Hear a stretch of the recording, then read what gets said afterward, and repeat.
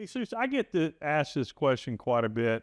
Why doesn't Crown drill multiple wells instead of their, single well horizontal package? Very good question. I guess, A lot of answers. yeah, it's a big, convoluted topic. I think first and foremost, you got to look out for your investors, right?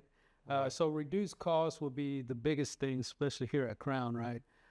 If you're going to do a multi-well program, there's a difference between multi-well programs and then multi-well pad drilling, right? Multi-well pad drilling, that's big operator stuff. They do save a lot of money.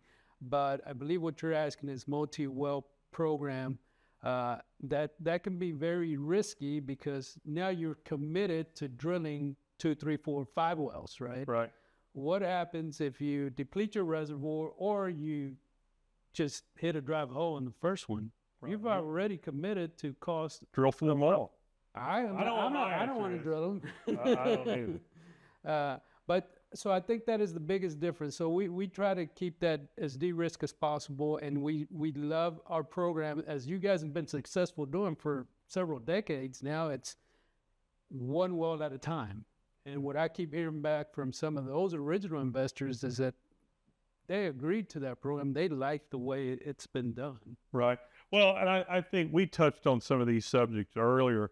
A lot of time, horizontal versus a vertical. A lot of these multi-well packages are vertical. Your targets are much smaller.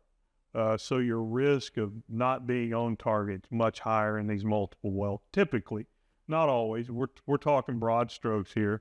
But again, like you say, you drill 2 or 3 of those and they're dry. Are you going to continue on with that multi-well? You don't really have much room to pivot, do you?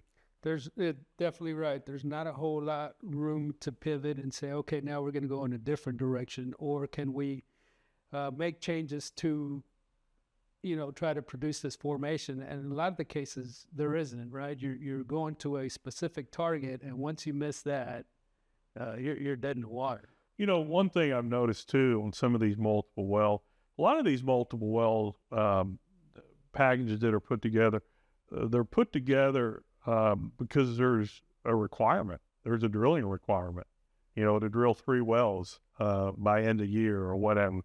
And that doesn't mean that, that can't work for you, but that's a lot of pressure when you're after smaller targets. That's a good point. Glad you brought that up. Again, here at Crown, we try not to do that. We don't want to commit ourselves or our investors to a program that could have a lot of risk involved. So again, keeping the one well package, it's worked the best so far. It has. And then to explain a little bit about the one well package, we've talked quite a bit about the multi.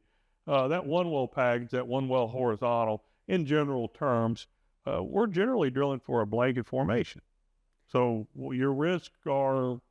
They're very minimal risks. Again, when you're dealing with blanket formations, those are typical formations that, our regular Joe out there's heard of. We all have heard of the Barnett.